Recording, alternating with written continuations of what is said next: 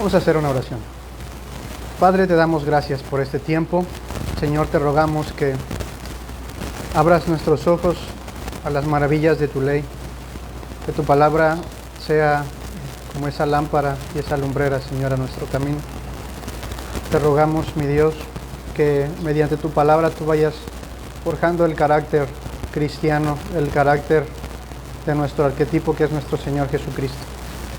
Bendice a cada uno de mis hermanos y bendice a aquellos que nos escuchan por la transmisión. Te rogamos, Señor, que esta transmisión, esta enseñanza pueda ser de provecho y de beneficio para aquellos que la escuchan. Te damos gracias en el nombre de Jesús. Amén. Bien, pues sean bienvenidos nuevamente, hermanas, hermanos, a este culto de adoración. Ya por la mañana, hace unos minutos, tuvimos nuestra escuela dominical y hablábamos acerca de Cristo, acerca de los estados de existencia del Cristo. Y el día de hoy vamos a seguir hablando más de Cristo, porque de eso se tratan nuestras reuniones.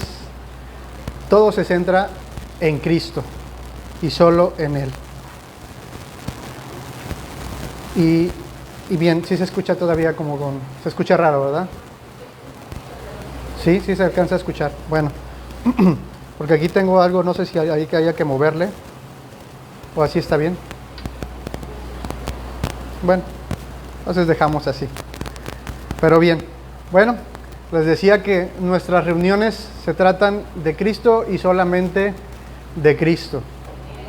Cuando lleguemos a un lugar y no se predique a Cristo, bueno, seguramente no estamos en el lugar indicado, porque por eso nos llamamos cristianos y por eso nos llamamos iglesia cristiana.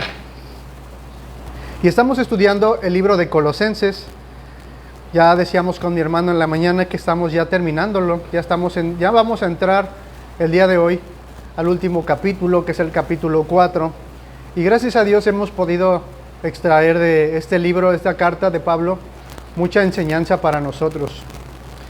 Y por ahí la semana pasada mi hermano Frank decía algo bien interesante y algo verdadero sobre esta carta. Y es que las cartas de Pablo normalmente se caracterizan porque al principio de sus cartas encontramos doctrina. No que no encontremos enseñanzas prácticas, pero normalmente encontramos doctrina y normalmente enfocada en Cristo. Y la otra mitad de las cartas nos encontramos con las enseñanzas prácticas, ¿no? Por ejemplo, en el caso de Romanos, que ustedes están estudiando, del capítulo 1 al capítulo 11, aborda diferentes doctrinas, sobre todo de la salvación, ¿no? La justificación, la glorificación. Y ya a partir del capítulo 12 en adelante, al 16, pues tenemos enseñanzas prácticas, ¿no? Que se derivan de esa teología. Y eso nos enseña que una correcta teología nos lleva a una correcta práctica en la vida cristiana y en la iglesia. Y pues ya estamos en el capítulo 3, hermanos, y vamos a leer los últimos versículos del capítulo 3, el capítulo 3, versículo 22, y al versículo del capítulo 4, versículo 1. Lo voy a leer. Y dice así: Siervos, obedeced en todo a vuestros amos terrenales, no sirviendo al ojo como los que quieren agradar a los hombres, sino con corazón sincero, temiendo a Dios. Y todo lo que hagáis, hacedlo de corazón como para el Señor y no para los hombres, sabiendo que del Señor recibiréis la recompensa de la herencia, porque a Cristo el Señor servís. Mas el que hace injusticia recibirá la injusticia que hiciere, porque no hay acepción de personas. Amos, haced lo que es justo y recto con vuestros siervos, sabiendo que también vosotros tenéis un amo en los cielos. Estamos en esta sección donde Pablo nos proporciona una serie de código familiar, una serie de reglas, donde se nos dice que en Efesios se nos dirá que nos sujetemos los unos a los otros. Las casadas, sujétense a los maridos. Los hijos, sujétense a los padres. Y en esta sección, los siervos, sujétense a los amos.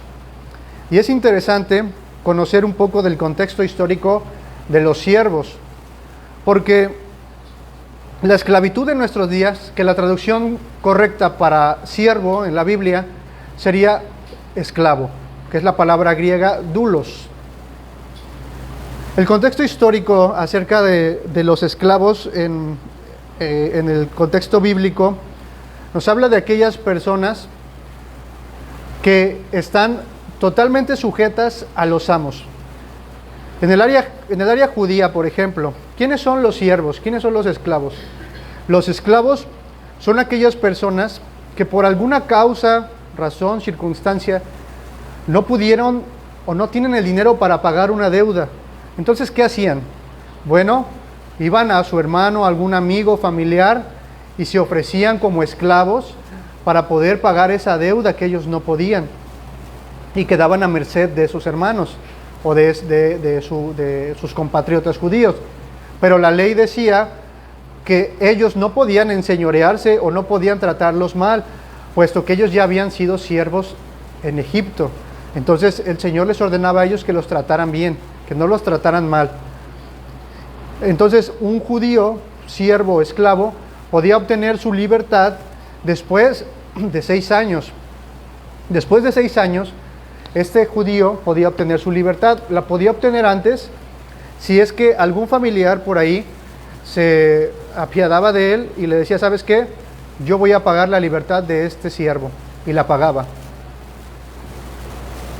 La otra era esperarse hasta después de 50 años. Después de 50 años había una fiesta, se me fue el nombre ahorita, que se celebraba, y todos aquellos que tenían deudas, todos aquellos esclavos quedaban libres. Ya no había ninguna deuda para ellos. Se puede decir que un esclavo judío, pues le iba bien, no le iba tan mal, ¿no? Supongo que había sus excepciones. Pero por otro lado, un esclavo en el contexto romano. Un esclavo en el contexto romano, hermanos, era una persona que no tenía voluntad propia. Un esclavo en el contexto romano era tratado como nada, o sea, no tenía valor. Su valor radicaba en la utilidad que éste tenía o lo servicial que éste podía hacer. Si un siervo dejaba de ser servicial para su amo, pues era abandonado, era dejado a su suerte, ¿no? Y mucho peor para las mujeres, porque las mujeres en este contexto, pues también eran consideradas casi como un esclavo, ¿no? Bueno, ¿cómo es que podía hacerse libre un esclavo? Pues prácticamente no podía. Había solamente quizás 2 maneras. Una era huyendo, como en el caso de Onésimo. Si leen ustedes la carta a Filemón, es un capítulo muy corta, ahí se van a dar cuenta. La otra era tratando de pagar su libertad, pero la verdad esto era imposible, no se podía. Ahora, si un esclavo era capturado, o sea, era casi seguro que le esperaba la muerte. A la llegada de este esclavo, en primera era buscado. Si lo encontraban, lo marcaban en la cara con las iniciales C y E, que en nuestro idioma quiere decir, no recuerdo las palabras en griego, pero si lo tradujéramos, quiere decir cuidado con el ladrón. O sea, imagínense ustedes que después de ser capturado, todavía a lo mejor los regaños, los golpes, esta persona era marcada. Y bueno, eso es a grandes rasgos, hermanos, el contexto histórico de un esclavo. Y recordemos que Pablo le está hablando a un auditorio, a un público gentil. ¿A quiénes? A los colosenses. Le está hablando a los hermanos que están en Colosas. Y se está dirigiendo específicamente en esta porción de la Escritura a los siervos.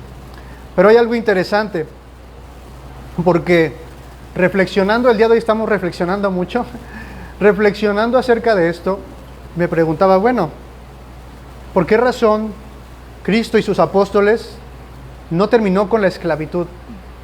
¿Por qué razón una institución tan grotesca, tan malvada, seguía vigente hasta esta época. Y bueno, creo que hay una razón suficiente de peso y que con esta razón, con este argumento, pudiéramos terminar con este asunto. Y es que, en primer lugar, Jesús nunca lo intentó.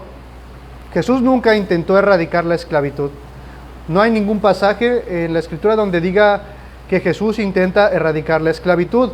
De hecho, ustedes recordarán que a Jesús lo querían hacer rey, porque la idea del reino era la idea de en la expectativa mesiánica, era la llegada de un rey como David, un rey como Salomón, un rey que gobernara con justicia, un reino donde la plata y el oro abundaran. Entonces querían hacer rey a Jesús, pero Jesús dijo no, o sea, esto no, es más, huyó de ahí porque lo querían hacer rey. Y Pablo pues mucho menos. Pero ¿por qué razón considero que Jesús y los apóstoles no erradicaron la esclavitud? Bueno, porque erradicar la esclavitud, hermanos y hermanas, no era la solución al problema real del hombre. ¿Cuál es el problema real del hombre? El problema real del hombre es el pecado y su relación con Dios. Entonces, ¿qué necesita el hombre para solucionar este problema? Necesita escuchar el Evangelio. Es necesario que escuche el Evangelio. Un problema superficial como la esclavitud, entre comillas, no podría solucionarse con algún edicto o con algunas leyes o con palabras que los apóstoles dijeran, sino que esto necesitaba una solución desde adentro, desde el corazón. Por eso es que vemos a Pablo que cuando se dirige a los siervos nunca les dicen, se me fue la palabra, pero cuando se les dice que se pongan en contra de sus amos, nunca se les dice esto, nunca se les dicen, hazte libre. Al contrario, en el estado que todos fueron llamados, en ese estado quédense. Si fuiste llamado como siervo, quédate como siervo. Si te es posible salir de ese estado o ser libre, adelante, no hay problema. Pero no trates de ir en contra de las leyes que están establecidas por los hombres. Y es que el 60% aproximadamente de la sociedad romana estaba constituido por esclavos. La vida no se podía concebir sin esclavos. Porque ¿quién iba a hacer las cosas que los esclavos hacían? ¿Quién iba a barrer? ¿Quién iba a ir por el agua? ¿Quién iba a hacer ciertas tareas? ¿No? Eso era inimaginable para un sector del mundo romano. Y bueno, esa creo que es la razón, hermanos, por la cual Jesús y los apóstoles nunca trataron de erradicar la esclavitud, por lo menos no de una manera superficial. La solución es el Evangelio. Y el día de hoy vamos a hablar de un tema. El tema de hoy es sirviendo a Cristo el Señor. Los roles en el trabajo desde una perspectiva bíblica.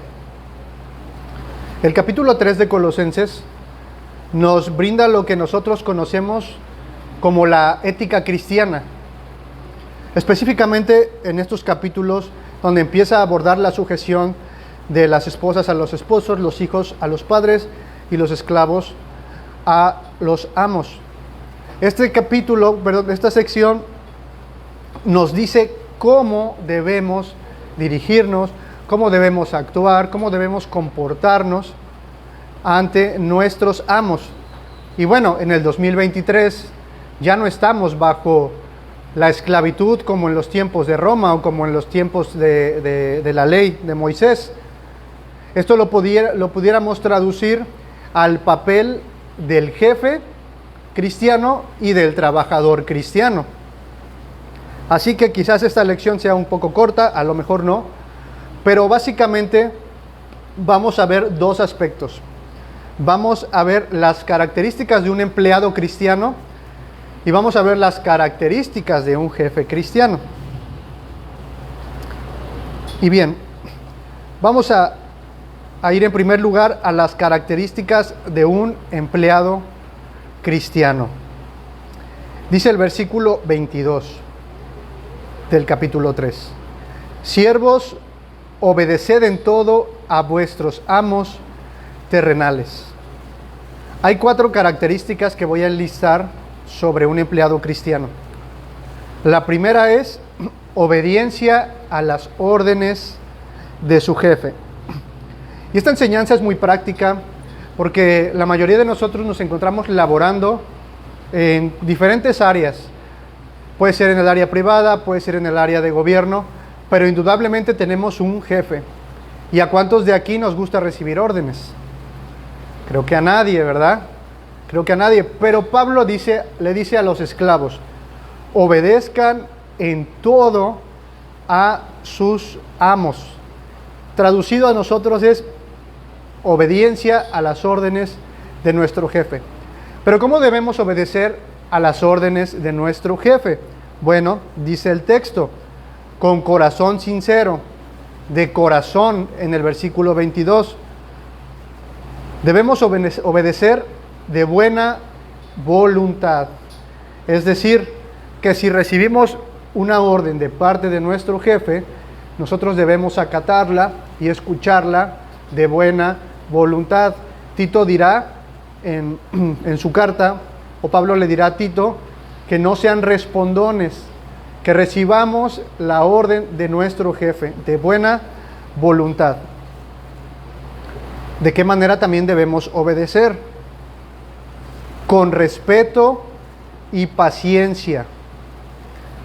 ¿Cuántos de aquí tienen jefes que son buenos, entre comillas, que son amables? Creo que la mayoría tenemos jefes así. Pero ¿qué hay de los jefes que no son tan amables? ¿A ellos cómo debemos obedecerlos? Igual, con respeto y con paciencia, soportando aún si son difíciles de soportar. Vean lo que dice Pedro. Pedro dice en su capítulo,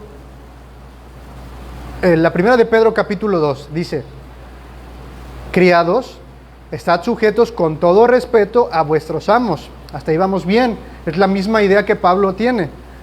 No solamente a los buenos y afables, sino también a los difíciles de soportar. ¿Por qué? Porque esto merece aprobación si alguno, a causa de la conciencia delante de Dios, sufre molestias padeciendo injustamente.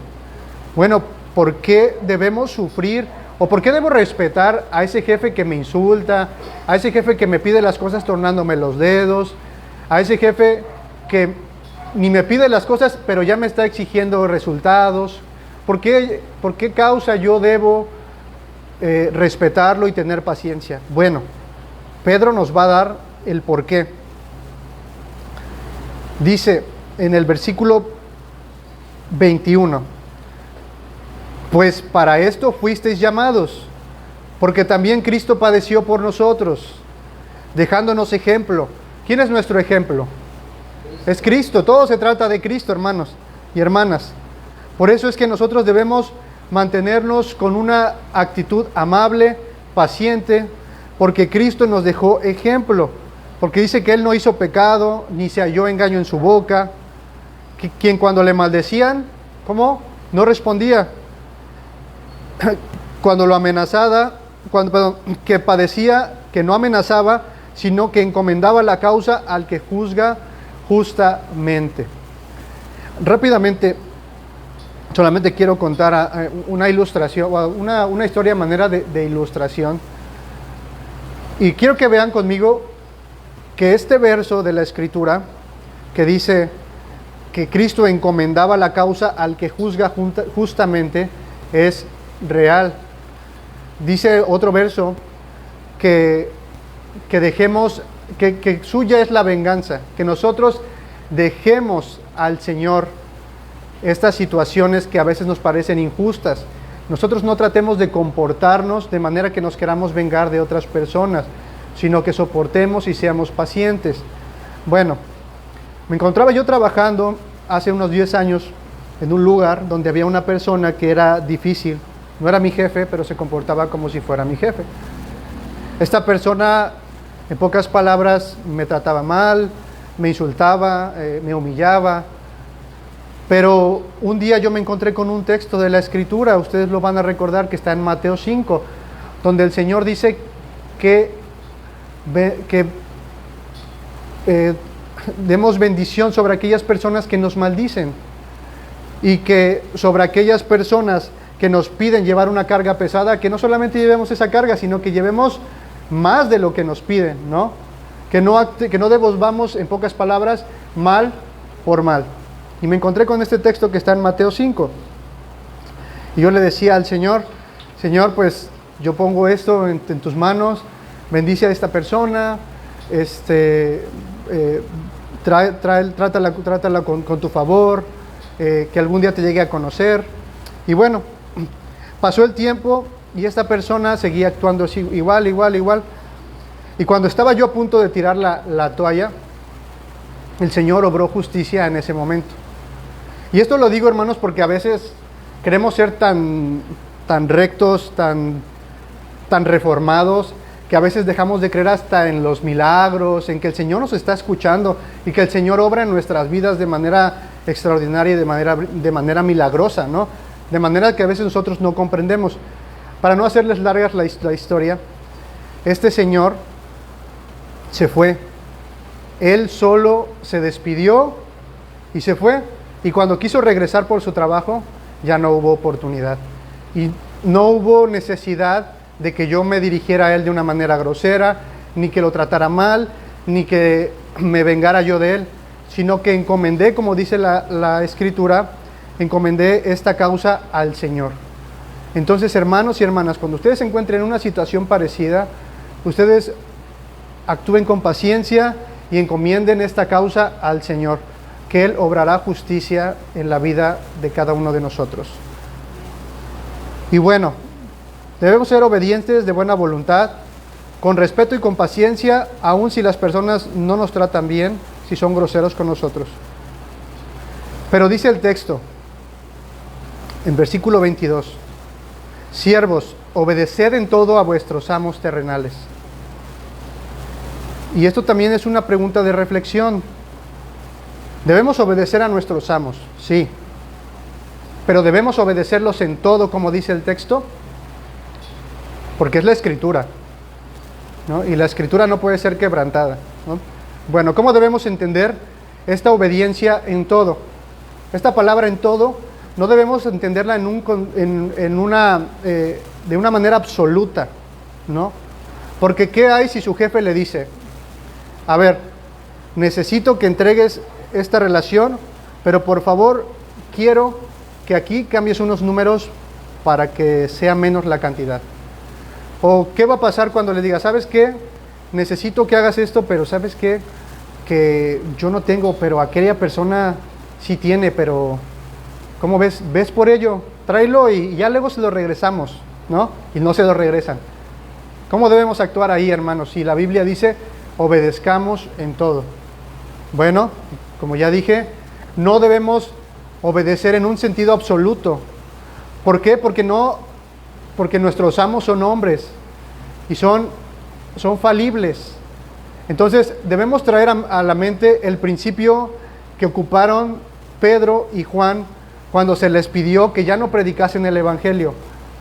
Es necesario obedecer a Dios antes que a los hombres. Entonces sí debemos obedecer, pero nuestra obediencia debe estar sujeta a los principios de la palabra.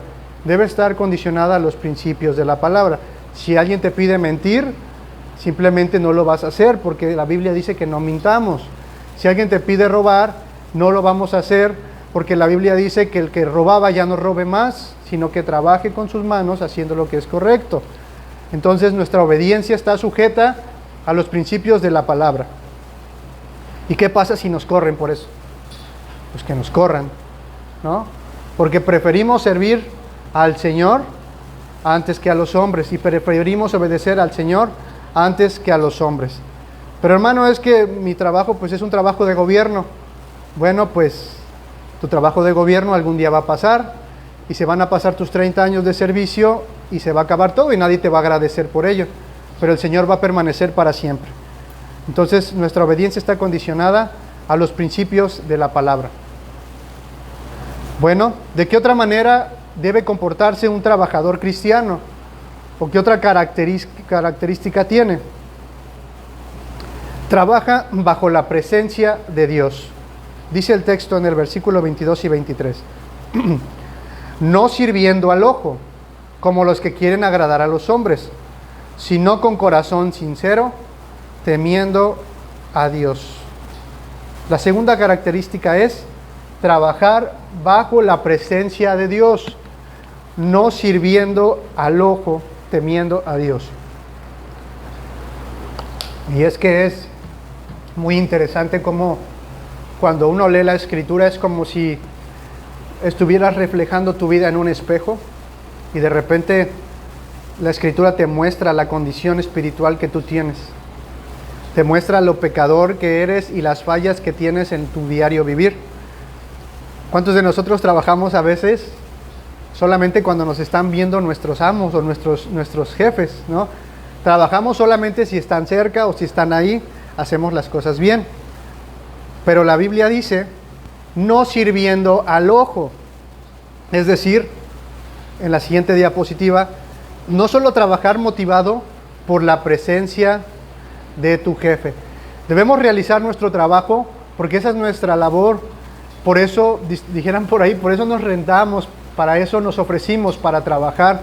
Debemos cumplir de manera responsable las labores que nos han sido encomendadas por nuestro jefe o por nuestro jefe, no solamente cuando ellos estén.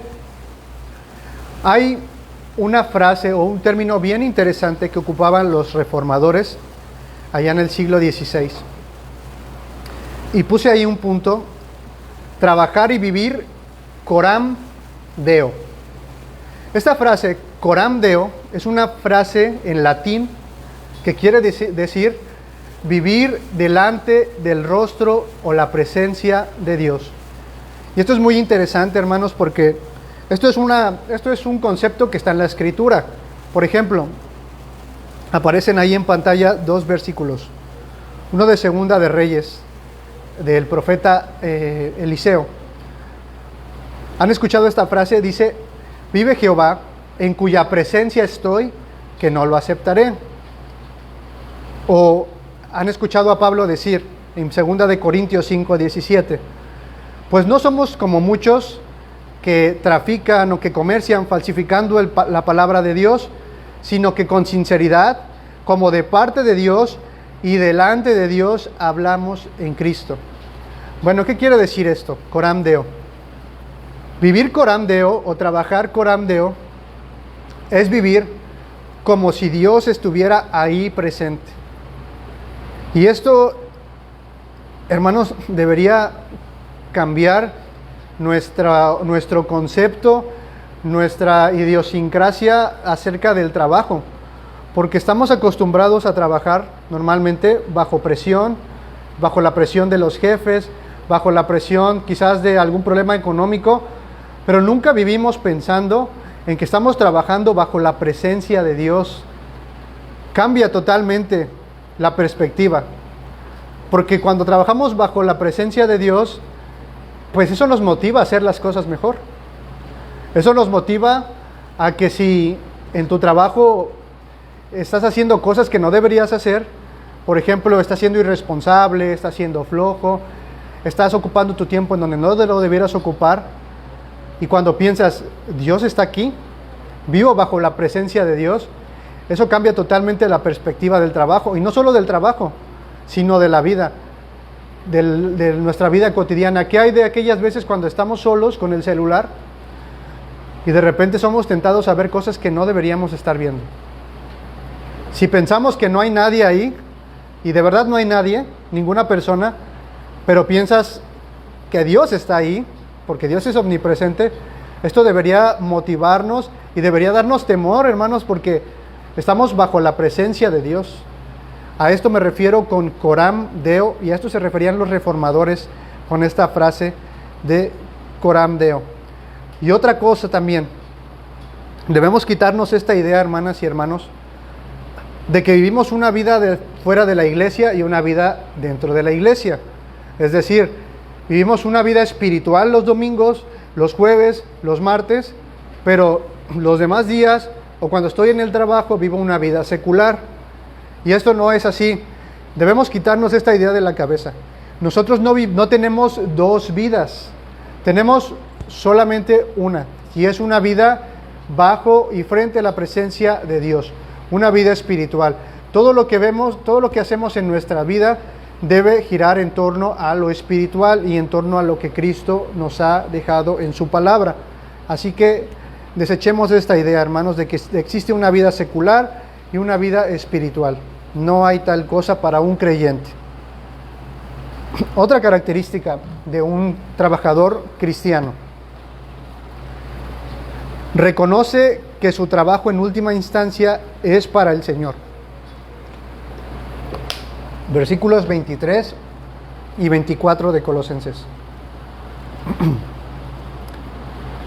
Y todo lo que hagáis, hacedlo de corazón como para el Señor y no para los hombres, sabiendo que del Señor recibiréis la recompensa de la herencia, porque a Cristo el Señor servís. Bueno, un trabajador cristiano reconoce que su trabajo en última instancia es para el Señor. ¿Qué quiere decir esto? ¿O cómo lo traducimos? Ya lo mencionamos, pero nuestra motivación al trabajar debe ser lo que hacemos para el Señor, o debe ser que lo hacemos para el Señor. Cuando usted está trabajando y se para, o bueno, cuando va al trabajo y se para, normalmente no es agradable, y mucho menos cuando está lloviendo, mucho menos cuando estás enfermo, o cuando te vas a enfermar, o cuando alguno de tus hijos o familiares está enfermo. Pero cuando vamos a trabajar sabiendo que lo vamos a hacer para el Señor, cambia completamente la perspectiva, o por lo menos debería ser un incentivo y un motivador para poder asistir al trabajo. Y bueno, ya superamos la barrera, vamos al trabajo. Pero hacer las cosas para el Señor debe motivarnos a hacer las cosas de excelencia. ¿Y por qué de excelencia? Porque como ya mencionamos hace rato, hacemos las cosas bien solamente cuando trabajamos bajo el ojo de nuestros amos o de nuestros jefes. Pero cuando sabemos que lo estamos haciendo para el Señor, debemos esforzarnos para hacerlo de excelencia. Y esto no solamente lo vamos a trasladar al área laboral. ¿Qué hay del ministerio? ¿Qué hay de la iglesia? ¿Qué hay de tu familia? ¿Cómo estás haciendo las cosas para el Señor? Cuando te toca dirigir la oración, cuando te toca orar, ¿ya te preparaste un día antes? ¿O ya nos preparamos un día antes? Cuando venimos al servicio, hermanos, aunque no venimos a predicar y no venimos a cantar, o a dirigir más bien, ¿ya preparaste tu corazón un día antes? ¿Ya te pusiste a cuentas con el Señor? Si te toca limpiar, si te toca barrer, si te toca hacer la comida, hermano y hermana, ¿lo estás haciendo como para el Señor? ¿Lo estás haciendo con esa actitud? ¿Lo estás haciendo bien? Deberíamos preguntarnos todas esas cosas, no solo para el trabajo, sino para la iglesia. Todo lo que hagamos lo tenemos que hacer como para el Señor, y eso nos motiva o nos invita y nos forza a hacer las cosas de excelencia. A veces nos cuesta, pero debemos esforzarnos, porque sí se puede, hermanas y hermanos. Y en el trabajo, hermanos y hermanas, esto es bien visto. Esto solamente suma puntos en la mayoría de los casos para ti como trabajador. ¿Qué otra cosa qué otra cosa se desprende de esto, de hacer las cosas para el Señor? Bueno, que va a suceder que quizás en el trabajo tu trabajo no va a ser reconocido. Por más que te esfuerces, por más que hagas las cosas bien, por más que seas honrado, por más que hagas las cosas bien, tú ves que como que la cosa no cambia, como que todo sigue igual. O en el ministerio, por más que tú llegas temprano, por más que invitas a los hermanos a venir, por más que oras, por más que lees la palabra, tu labor no es reconocida. Tu labor es como si tú no hicieras nada para nadie. Y es cierto, esto pasa a veces, sobre todo en el ministerio. A veces nosotros como seres humanos podemos decepcionarnos. O en el trabajo aún peor, ¿no? Porque dices, bueno, yo siento que estoy haciendo mucho, pero no estoy ganando lo que yo debería ganar, ¿no? Recuerden cuando Juan el Bautista le dice a los soldados, confórmense con lo que ganan. ¿Y por qué? Bueno, porque como ya sabemos, normalmente el sistema judicial pues es muy apegado a pedir por ahí sobornos, ¿no? Las clásicas mordidas, ¿no? Entonces, no solamente ahí, pero trayendo a colación esta parte donde Juan les dice a los soldados, o sea, hagan frutos dignos de arrepentimiento, dejen de robar y confórmense con lo que están ganando. Bueno, nosotros como empleados, como trabajadores, debemos conformarnos con lo que estamos ganando. Si queremos ganar más, bueno, esfuérzate para obtener un ascenso, para poder ganar de manera honesta y honrada tu salario. Pero hacer las cosas para el Señor, hermanos, aunque no recibamos la paga ni el reconocimiento justo, hacer las cosas para el Señor, al final de cuentas, nada que hagamos para el Señor va a ser en vano, porque vamos a recibir una recompensa. Dice el texto, el verso 24, perdón, el 23, el 24, sabiendo que del Señor recibirán la recompensa de la herencia, porque a Cristo el Señor servís. Así que, hermano y hermana, si tú no ves recompensa y si tú ves que pasas desapercibido, no te preocupes, porque no estás haciendo las cosas para los hombres, sino para el Señor. Ahora, otra característica, y esta tiene que ver con una ley que normalmente se conoce como la ley de la siembra y la cosecha. El Señor dice, no se engañen, Dios no puede ser burlado, pues todo lo que el hombre sembrare, eso también segará. Y la última característica del empleado cristiano que voy a enlistar aquí es la siguiente. Tu conducta, buena o mala, determinará tu recompensa. El texto dice, mas el que hace injusticia recibirá la injusticia que hiciere, porque no hay acepción de personas. A ver, tú recibes un maltrato y decides ofender a tu jefe. Bueno, si tu conducta es mala y ofensiva, serás juzgado y sancionado por ello. Si tú en tu trabajo o en donde quiera que te encuentres, porque algo que le digo a mis hijos es que una persona irresponsable, respondona, apática, no cabe en ningún lugar.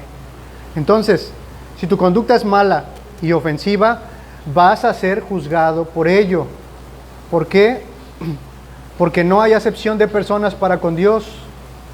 El Señor va a juzgar de acuerdo a las obras. Es más, los hombres te van a juzgar de acuerdo a tus obras. Si tú siembras maldad, si tú eres respondón, bueno, entonces tú vas a recibir eso que tú estás sembrando. Por el contrario, si tu conducta es buena y amable, recibirás reconocimiento y recompensa por ello. En Efesios, en el texto paralelo, dice, sabiendo que el bien que cada uno hiciere, ese recibirá del Señor, sea siervo o sea libre. Esto es una ley, hermanos, y esto es una realidad. Si tú obras mal, te va a ir mal. Pero si tú obras bien, en el contexto laboral, te va a ir bien seguramente. Hay sus excepciones, pero es una ley también.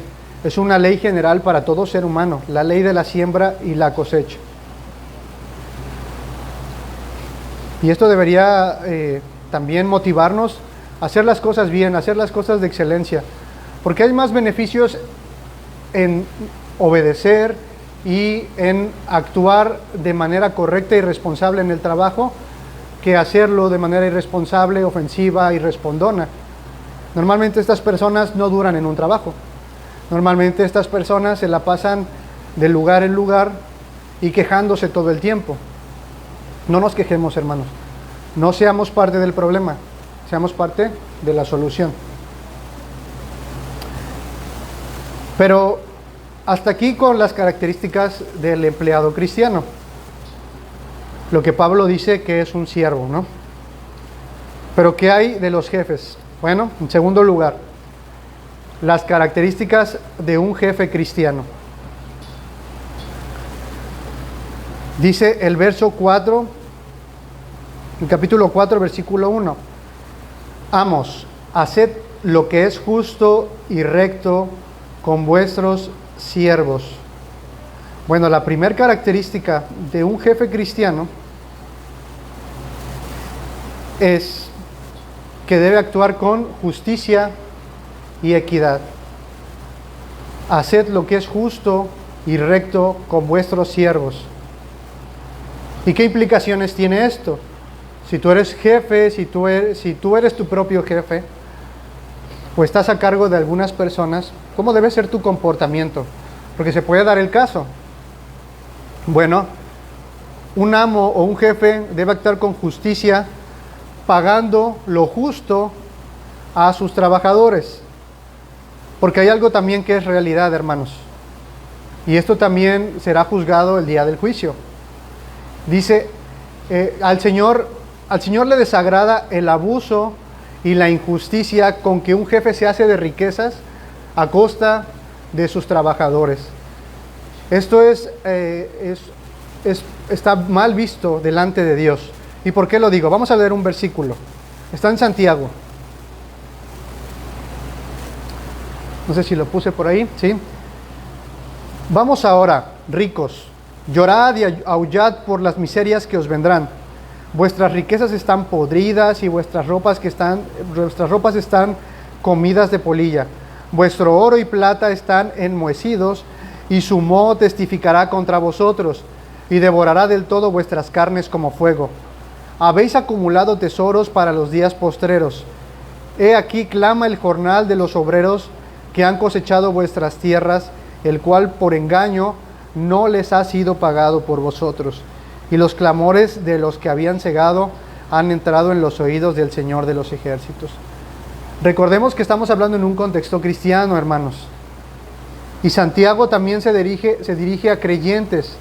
Así que un creyente que está a cargo o tiene varios trabajadores debe pagar lo que es justo a sus trabajadores y no debe enriquecerse de manera ilícita a costa del mal salario que les da a sus trabajadores.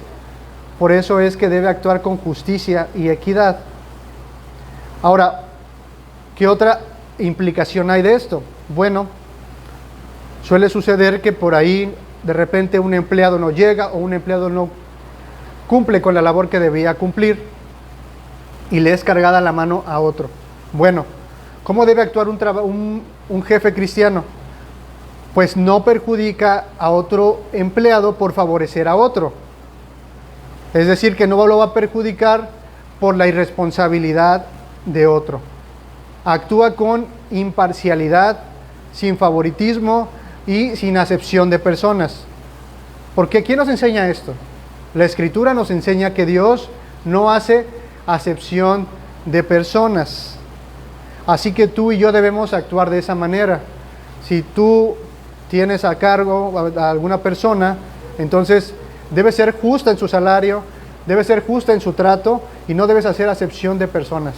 No debes tratarla diferente de como tratarías a alguna otra persona, aun si esta persona no es tu hermano, aun si es una persona que no conoce del Señor, con más razón debes comportarte como un creyente.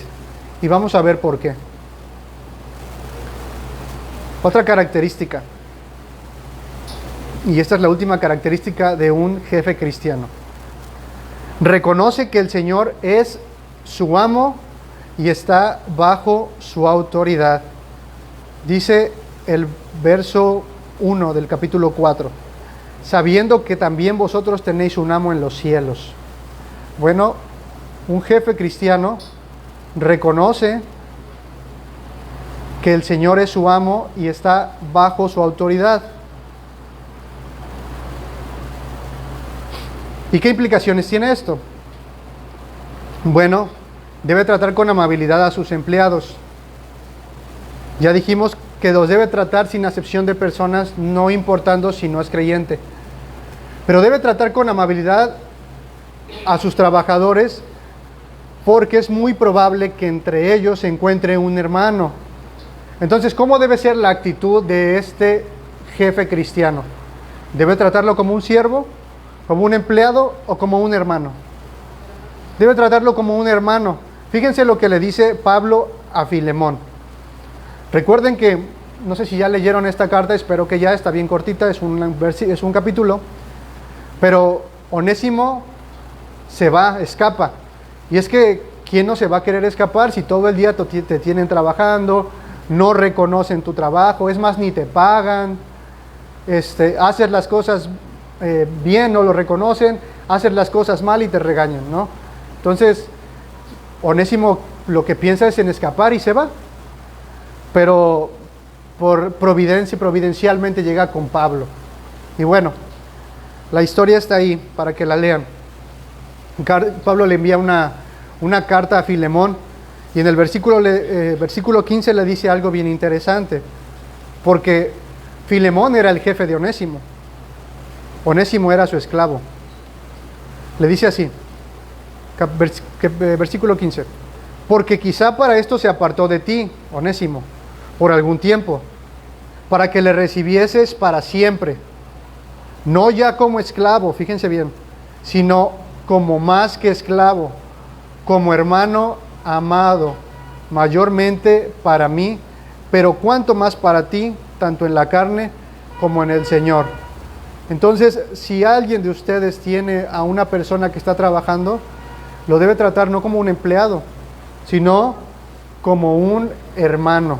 Eso es muy importante, hermanos, porque a veces ocurre que se quieren o nos queremos enseñorear de las personas. Se da mucho, y desgraciadamente se da mucho en el ambiente cristiano, y es muy triste porque las personas que estuvieron o que tuvieron esa experiencia salen muy lastimadas.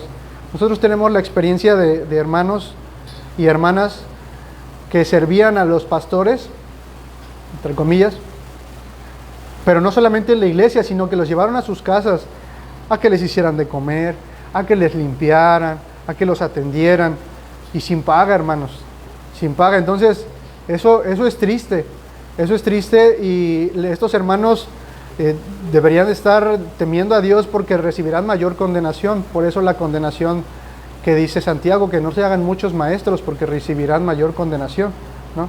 Entonces, la Escritura sí nos invita a tratar a aquellas personas que ofrecen algún servicio hacia nosotros, a tratarlas con amor, como hermanos amados, dice Pablo a Filemón.